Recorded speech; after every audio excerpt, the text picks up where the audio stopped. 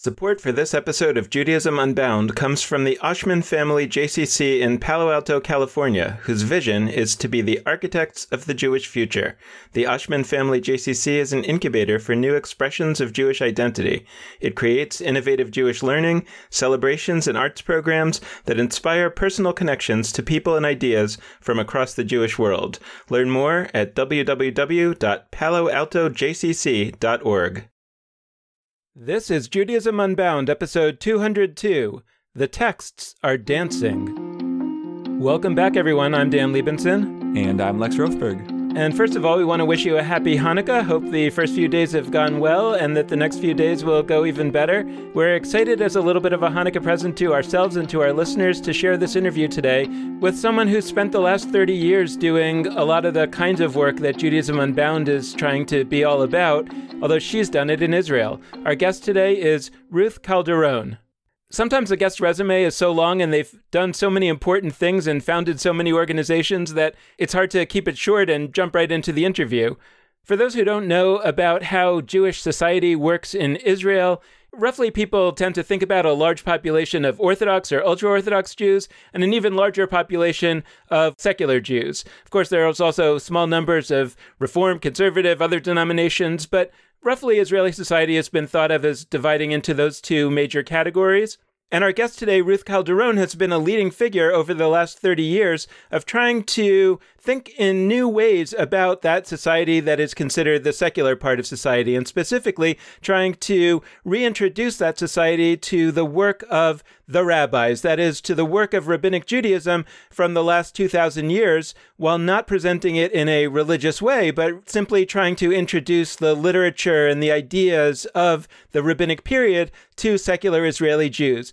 Ruth Calderon is the founder of two major organizations in Israel. The first is called Elul, and it's a program that hosts and organizes study communities that cut across various sectors of Jewish society in Israel that typically have not studied together, whether that's religious and secular, men and women. It's been a very important organization in Israel in making the study of the rabbinical sources available to secular Jews in Israel. And the second organization that she founded, headquartered in Tel Aviv, is called Alma, Home for Hebrew Culture. Alma talks about itself as being a home for Hebrew culture for anyone of any background who wishes to acquaint themselves and feel at home within Hebrew culture, whether that person is religious or secular. It's particularly well known for creating programs of study for cohorts of artists who have then gone on to create art based out of the things that they studied at Alma that have had major transformational effects on Israeli society. There's so many other things that Ruth Calderon has done, prominent among them that she hosted a television show in Israel that invited guests of all kinds of backgrounds to discuss classic and modern Jewish texts. And in 2012, she was elected to the Knesset, to Israel's parliament, where she gave a famous speech on the Knesset floor, her first speech, where she essentially gave a Talmud lesson that expressed her hopes and dreams for what she was going to be able to accomplish and what was going to be able to be accomplished in Israel during that period of the Knesset. That speech went what we could call Jewish viral. A lot of people saw it, and a lot of people were really excited about what she was doing. She is no longer a member of the Knesset, and actually she spent the last semester as the Caroline Zelaznik Gruss and Joseph S. Gruss visiting professor in Talmudic civil law at Harvard Law School. Ruth Calderon has a PhD degree in Talmud from the Hebrew University in Jerusalem.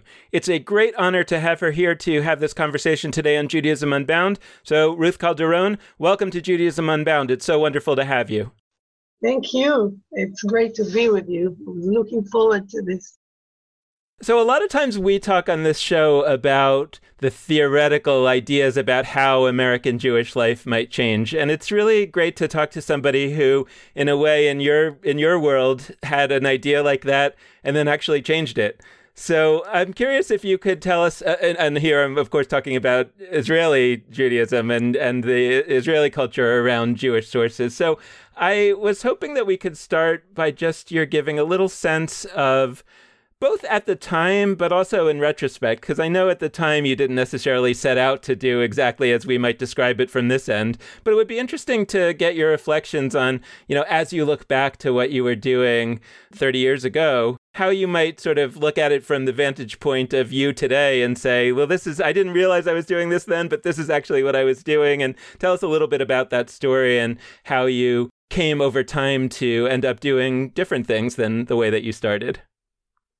I think like any new thing that someone comes up with, it comes out of the need, the necessity that you feel, I felt, to take part and to get to know the classic Jewish canon, and especially the Mishnah and Talmud, Kabbalah and Hasidut, which were not present in the cultural diet. The teachers decided at some point, and I think that happened many years before I became a student, before I was born, that it's better to educate Israelis on a big portion of Bible and then Jewish history, modern Jewish history. So in the middle, rabbinic culture was kind of not so known to us, just a little bit. And I was curious, but not just curious like you want to know something in science. I was curious because I had a deep feeling that something in there is important for me, is worthwhile for me, is going to answer some deep need that I feel I need. Now, I was a little girl. I started, I think, at 11 to look for these things. And so I didn't have such a language, I was thirsty. And so it took a long time until I found those sources for myself. And once I did, I understood that the material, the books themselves, the Mishnah, Talmud, Kabbalah, Hasidut, they come with a pedagogy that comes together with them and a way to study them, which is the house of study, the Beit Midrash, the classic Jewish traditional way of studying when you think out loud with an intimate partner. And I understood early on that sharing the way you read something with someone builds intimacy. And at the same time, the teacher does not need to control it. It's something that plays out with the chevrutot, the couples that are studying together. They have a lot of authority and a lot of freedom to take the text forward in their own pace. So in the same room, you can have like 10 or 20 different curriculums, actually. And when you study in a library, like you do usually in Beit Midrash, you can also bring to the table more books. And I loved that way of study. So it was both the content itself that I wanted to bring into the public space in Israel, into my friends, into the community I lived with, to the school, to the theater, to television, to the radio. I wanted it to be part of Israeli culture, but I also wanted to bring the way of study into the school and the university, which was very kind of classic school, sitting in rows, and classic university, sitting and the professor speaking and we are writing. And I felt I study much better when I think and out loud and have someone to see how they understand what I said and to host their thoughts in my understanding or mind. And all of that led me to, because I couldn't find a Beit Midrash that is fit for me, brought me to found one of those, the first egalitarian women-men, religious and secular Beit Midrash, where the secular half that is not hosted by the Orthodox or religious half, but is an equal partner. So that was the whole concept. Can we just clarify that a little bit for 1 second? Because I think it's actually an area that our listeners and people like us often have this sense that even if we might find it attractive, the notion of sitting down with somebody religious and studying a Jewish text or having some kind of Jewish conversation, there's some sense that how could we possibly do that? Because as a secular person, I don't know what they know. I don't have that experience. So can you talk a little bit about how you convinced, I'm actually more interested in how you convinced the secular people to have the self-confidence to be able to even sit down and start to engage in that process? So, Israeli secular people have a lot of self-confidence. I felt confident that, it's in Hebrew or Aramaic, which is like Hebrew, and I can understand it, I can read. And I felt it belongs to me. It's my heritage. So I don't believe in that background myth.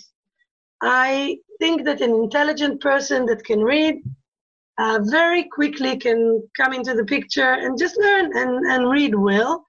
We came up with the concept of barefoot reading. There was a chavruta that used to read every text 3 times before they start talking about it. And they believe that you should study without any interpretation, without the classic interpretation that always, like socks and shoes, separate you from the genuine experience of walking on the text yourself. And so I am a believer in that. And we felt that the meeting between us barefoot and the text might even bring about, I don't know if new, but a fresh reading of classic text. I was in any case excited about reading it with people that came from yeshiva, because they did come with a different tradition. And sometimes I just enjoy, surprising them when you go back to the text and what they always learned is not written there. And sometimes to just enjoy the road not taken, that if I was an Orthodox man and I would study in yeshiva, I would study like that. This is a joy that I have until today, and I think is something fundamental in the Jewish tradition of study, that you are looking for someone that is different from you and that came from a different tradition. And then the chavruta, the team of 2 that study together is much more fruitful, because I can show you what you didn't learn and you can show me what I didn't. And together we cover the text from more angles. I'm interested in a bunch of words that popped up in the beautiful remarks you've given so far. So you've mentioned words like relationship, partnership, intimate, together, all in this first little part. And I think that's interesting, mostly because we're talking about learning things. We're talking about, like, we tend to put learning in this corner of our minds that is, each person is sort of receiving something from a teacher and they're sort of on their own journey. And yes, they might do a group project or something. But I had a transformational moment in my Hebrew class on like my 3rd or 4th day of Hebrew class in college. My teacher's name was Ruth, by the way. And here I am talking to somebody named Ruth.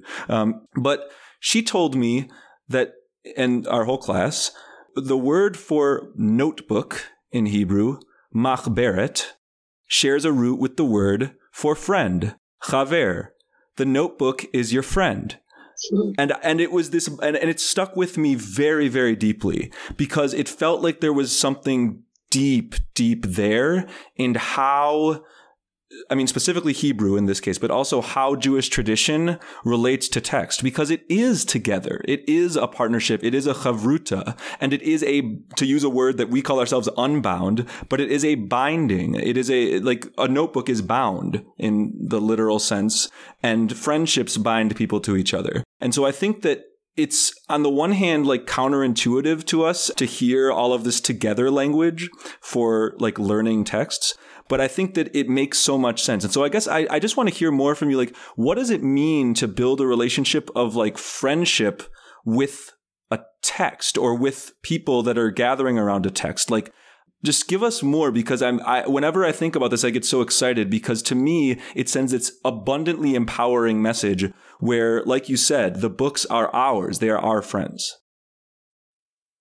I agree with everything you say. Chavruta, machberet, chaver, on 2 levels. One is that we live in an age of privacy, and everybody wants to be on their own, and no one will knock on your door anymore without sending a message and a WhatsApp. They won't even call you, because even calling on the phone is breaking your privacy. So we write WhatsApps, and we even say all kinds of intimate things on WhatsApp, or talk to our children on WhatsApp. And that, it has its benefits. You have a lot of privacy, but it also builds a lot of loneliness. I think the house of study, the classic one of the rabbis, the Bet Midrash, didn't have that sense of privacy as a value.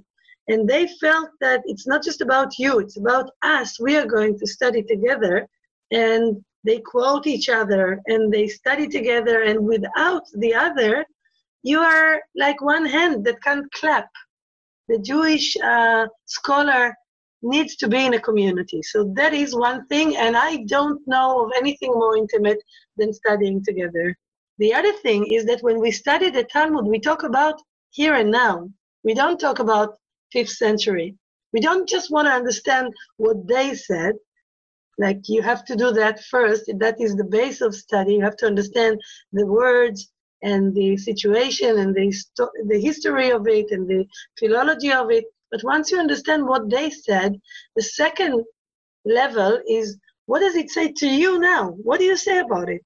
And the Torah is something alive that is happening right now, and that is why it's exciting and it's connecting and it's sometimes dangerous. It is alive, and in academia usually it's not professional to feel that it's alive. You're supposed to have a distance from the things you study. In the way that the project of my life in study is to try to bring into the academia this living study. And I feel it now with my students in both classes. I felt that we went through a journey that has shaped in some way and changed in some way the way that we are. And I am different than I was a few months ago in the beginning of the semester because we went through this journey, and it could happen in the academia too. But usually professors would rather not say anything personal. I think it's like against the codes. And so some of my project is to try and challenge the codes of what is higher education. And when that doesn't happen in class, I feel frustrated, both when I'm a student or when I'm the teacher. And that connects to something that I was going to ask later in the conversation, but I think it connects best now. When you're talking about partnerships of various kinds, chavruta, I'm thinking about the partnership between the past and the future, and that somehow there seems to be a break there. It seems that both in Israel and America, there, like you were describing earlier, there was largely a dispensing of this long period of the Jewish past, the last 1,500 years or whatever, say, well, for various reasons, we're somewhere new, so therefore that stuff is not relevant anymore, as opposed to some other type of relationship with it. I'd be interested in your talking about what that relationship ought to be like or could be like, because I think that a lot of, let's call them secular people, or whatever label we put on people like that in America, people who are concerned that they don't want to be Jewish the, quote, right way to be Jewish, right? The way that the authorities are telling them is the right way. And they often, I think that therefore the right relationship with that old material is just to have no relationship, as opposed to a different kind of relationship that says we can really dig deep and dive into this material, but that doesn't mean that we have to keep doing it the same way. But I guess my question is, what does it mean? How do you have a relationship with that old material, but not get drawn into its, let's say, gravitational well? So first of all, I want to say that it's not for everyone. You need to want it. And some people just want to study medicine. There's something else, and it's fine. And I don't think that everybody should be a scholar. But the ones that have the passion, we must remember that there was a big crisis for Jewish study in Europe before the war. And it was just not done well. In the famous yeshivot, in the shtetlim, the little towns where Jews lived, we have the memories and books of, people that say that the teacher would hit them. It was they felt it's completely dead. It had nothing to do with the outside world. They were dreaming of the university, of the city. In the time of awakening of Haskalah, how do you call it? The Enlightenment. Enlightenment. The Bet Midrash was under a big crisis, and many people left. Some of them that left to Israel hoped and believed that they could build in Israel a different kind of Jewish life, some politically, like the Herzl Zionism, and some, the people that I'm the student of, Bialik, Echad Ha'am, Brenner, Chernichovsky, and those guys believe that they can take that tradition of study, and although they became secular, meaning non-halachic Jews, they can not let go of the amazing heritage that they know they are carrying, but treat it in a new, different way. And that vision of Bialik is to create in the land of Israel a total Jewish life that is drawing the inspiration from the past and the classic text, but is interpreting them in new ways that become the political life, the theater, the movies, the public space, the language, everything. I want to ask a question that pivots us a little bit, but I think also remains squarely where we have been. I want to talk with you about creativity and art, an ongoing thread of Judaism Unbound. But I want to take us from some of the classic texts to there. So I've learned Jewish text with different kinds of chavruta, different kinds of study partners. And there's real strengths in learning with folks who think of themselves as Orthodox, who are, what my biggest frustration was, however, was when we would learn a text, I felt like for them, the quest was to be sort of like a scanner, like a Xerox machine, to know what the text says, if it's a part of Jewish law or part of the Torah, like to know what it says, what the rules are, and just sort of like put it into you so that then you can follow those rules, or that you can know it and teach your kids, and like, look, on some level, that's part of any kind of learning. You do have to just sort of retain information. But I find that for me, the magic, the excitement of learning, not just Jewish text, any kind of learning, is that the goal isn't to just be a scanner. I don't have the right analogy for what it is, but it's to take it and then play with it and find my own spin. Like, I'm actually way less we had a guest a while ago who was talking about how her husband was going to give a speech at their wedding, and he was going to talk about a Jewish text. And she said to him, oh, that like Rashi totally disagrees with you. Rashi being a preeminent Jewish commentator. And he said, who's Rashi? And I thought that was so poetic, because like I do know who Rashi is, but like I don't really care what Rashi thinks sometimes if it's not what, like I think it's good to know, but I want to find what I think, and I want to take a text and I want to find my own interpretation. And so what I'm getting to here is like, what does that mean? And like how, when you're working with students, when you're learning with people, you know, as both student and teacher, what is unlocked when we allow ourselves to relate to texts not in that Xerox machine manner, but instead as if we ourselves are sort of taking it in to then put our own spin on it moving forward? So the rabbis called these two ways of study Sinai and Oker Harim, mountain uprooter, that doesn't only know what was written, but makes something new out of it, or challenges it, or something creative. And I would love to be, as a scholar, both. I did Daf Yomi, a daily page, for many years, and I hope to go back to it again. That is a method of trying to be Sinai, trying to know your pages. And we are very fortunate that the Talmud is only so big. And so in 7 years, you can read it and then read it again. And you have a chance to scan it, as you said. I'm not so good at that, but I try to be. And while you are Sinai, some people also want to be mountain uprooters. And it's like a different day that you wake up, not as a Sinai, but as a mountain uprooter. Maybe it's anima and animus. It's two different kinds of love. So I think they complement each other. I do agree or want to share that at Alma in Tel Aviv, I invited a lot of the Israeli artists to come and study. Now, I am in awe of people like Yoni Rechter or Tibi Geva or people that I'm not sure these names say anything to you, but for us, they are the greatest artists that we have, a musician, a poet. And so when you sit in a group of, for example, television scriptwriters that are genius, and you study classic text with them, they have the gift of immediately uprooting up mountains. The text begins to dance. The text begins to sing and to play when they're just sitting in the room. And I'm mesmerized, how do you say it? I'm so enjoying myself, and I feel that the Torah is enjoying itself. And you can't force it.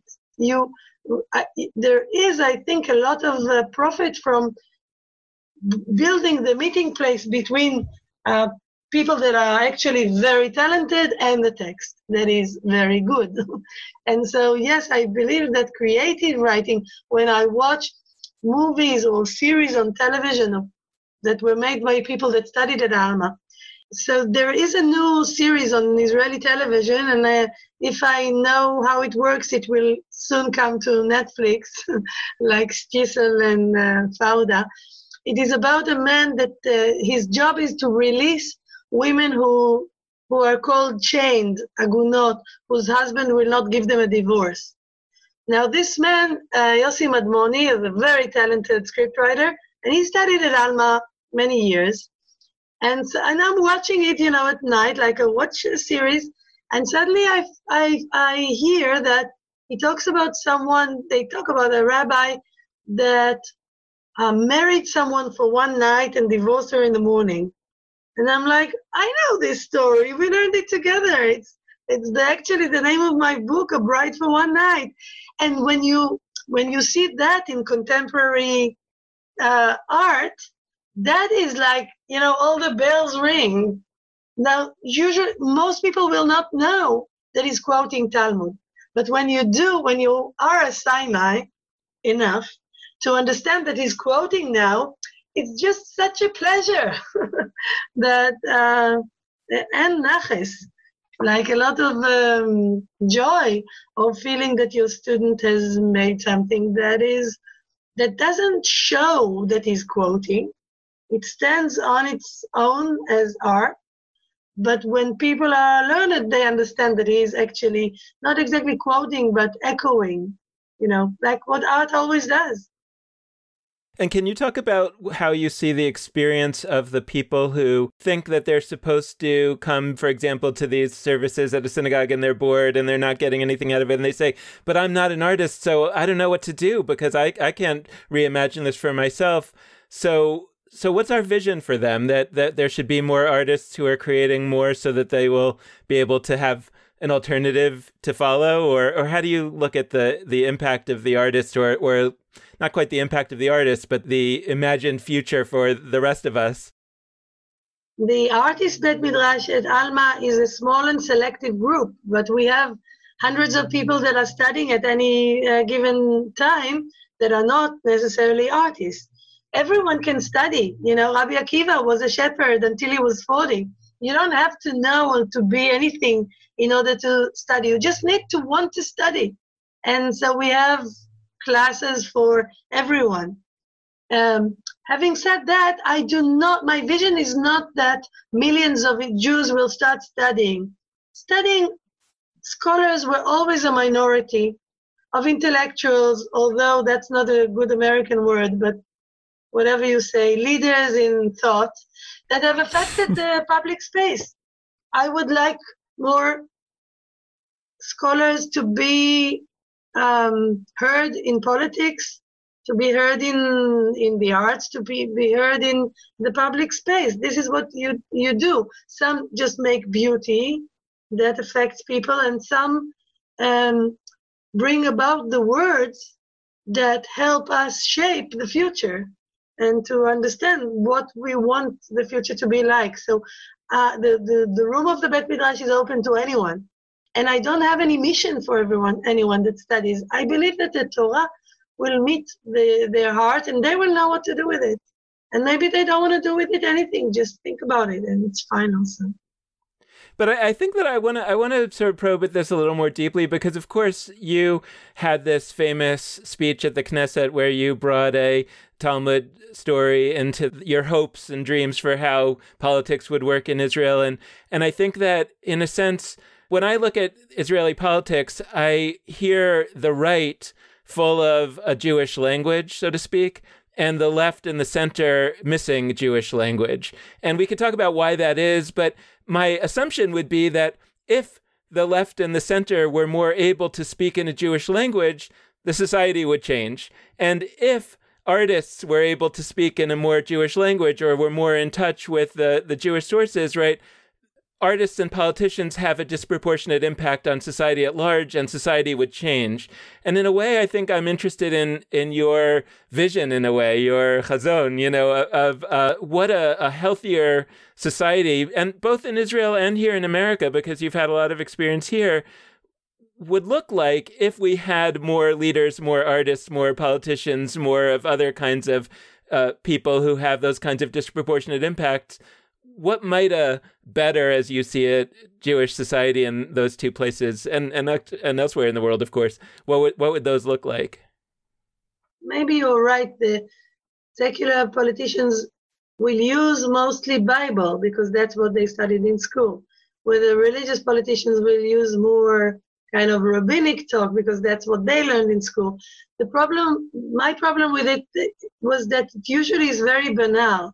It's usually like exactly what you would expect them to say and nothing creative, and that's a shame. I do feel that my Talmudic education was a tremendous source to think about how to try to be a politician. I'm quite a small politician. But the decisions that you have to make in politics are very similar to the talk of the Talmud of how to run a community, how to live, how to help people live together in a good way. Yes, I do feel that, and that is what Alma is focusing on, to try to find the gatekeepers of art, the gatekeepers of politics, the people who have a big impact, and to marinate them in Jewish sources.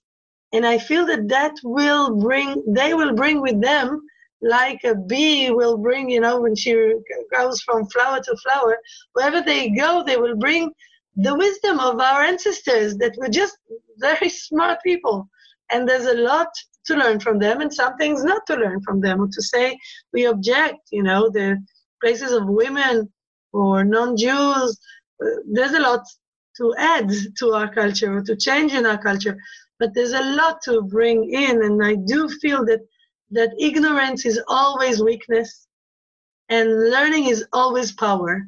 The fact that you learn something doesn't make you have to do it in a certain way, but gives you the choice. For me, it is like the possibility to go visit grandparents and get their advice. And then when I'm on the way out, I can take whatever I want and respectfully leave whatever I don't need. I'm thinking about, okay, so we have examples of these of amazing secular yeshivot that you've pioneered and that have grown in Israel. I'm trying to think, like, if somebody were to ask me what are the versions of that in the United States, like which things I would cite as the closest analogs, because I don't know of anything that really feels precisely the same. And by the way, I think there's like reasons for that. And it's not that we couldn't benefit, but I think that there's like differences in how the societies are structured Jewishly that lends themselves in one case to have growing secular yeshivot and in the other to have different things happening. So on the one hand, my instinct is to start talking about like Svara, the radical yeshiva that is geared towards folks who are queer and looks at text through a queer lens. And on the one hand, that's similar because it's looking to empower a group of people who have historically not been empowered by Jewish text and sort of giving them the keys to the car. But on the other hand, they really are focused on Talmud. Not that their constituents don't go and do amazing things with other texts, but it's looking mostly at Talmud. And I think about other kinds of yeshivot, Hadar Institute in New York. There's various organizations that are not Orthodox and that are doing Jewish learning in a deep way. But like there's something I can't quite articulate that's different about them. And I guess because I can't articulate it, I'm curious how you would. And I'm curious, like, it's both cultures do have a new flowering of a certain kind of Jewish learning. It's just that they're kind of different kinds of Jewish learning subtly. And I guess what my overarching question is, like, what is that reflecting about the two different Jewish societies, and maybe what could each learn from the other? So that's fascinating. I think Hadar is in some ways close to Alma. Svara, I really want to learn more about. What is very similar between Svara and Alma or Elul is that a group that was outside and not part of Talmud wants to walk in. There's something feminist, there's something of freedom fighting to push into the place of the power. The place of power in Jewish culture is Talmud. The people who own Talmud are usually the decision makers. And I wanted to be with them. I wanted to be, and pushing into the Knesset is in some ways similar. I want to be in the room when the decisions are made, and the gay community or queer community wants to be in the room where the decision is made. And I identify with that move of wanting to go inside to where the power is. That is one thing. Another difference between Israel, that is like something similar. The difference is that America is a religious place. Although there's the separation of church and state, the religion that is separated is Christianity. The public space is in many ways religious. And so the Jews in America, as far as I can see, understand themselves as a religion. So once you identify yourself as a religion, usually those places will be religious, like Hadar. They pray there. Religion is part of the curriculum, part of the rabbis there. Whereas in Israel, Judaism is not only a religion. The Declaration of Independence talks about a national home for the Jewish people in the land of Israel. It's a national place. It's a nation state. I don't think nationality has to go to bad nationalism and racism and all of that. So the places I founded are cultural places, whereas the places in America, if they want to be funded in any way, both the same thing happens at the Hebrew College, which is a very interesting center of study, and Art Green has started a program there so many years ago, but it is called a rabbinic school. And he could have founded something else, like Hebrew College was in the beginning, Hebrew Culture College, which is what Alma is. But I think the difference between us is that in Israel, because there's of course Jewish religion too, but not everyone is religious, you can be Jewish and secular. And in America, if you are completely secular, you're usually not considered belonging to Judaism.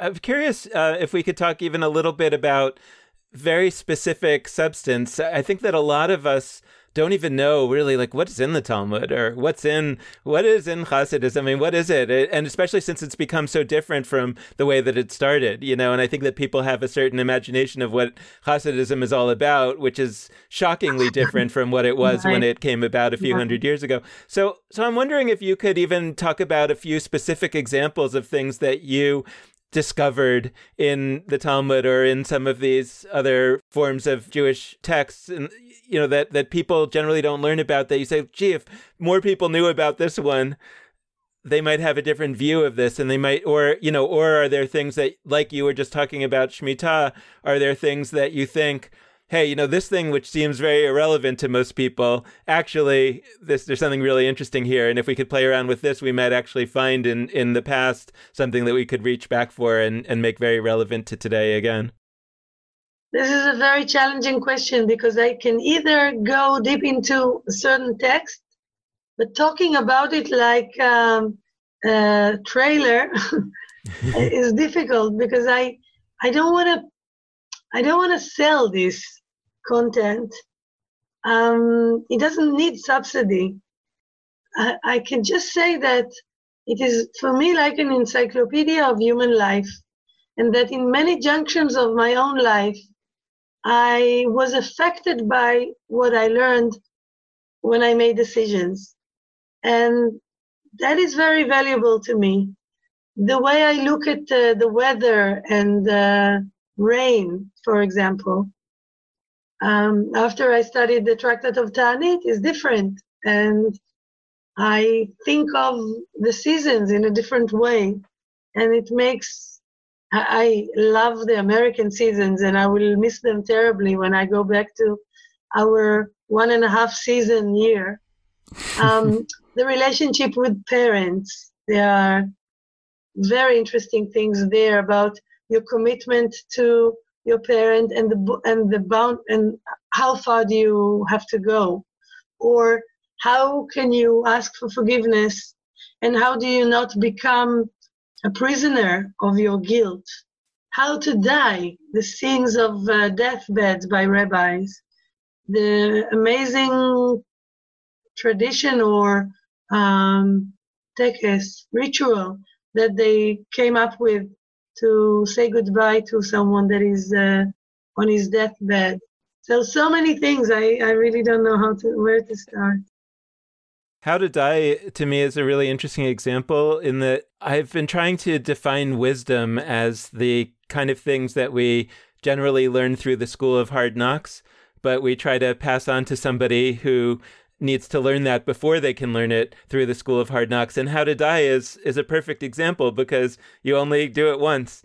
And by definition, you can't know how to die unless you've received some kind of wisdom from previous generations. And then I think that once we have an example like that, we can kind of work our way backwards to the other challenges in life that if we only learn them the time that we experience them for the first time, then we're probably not going to be able to get it right.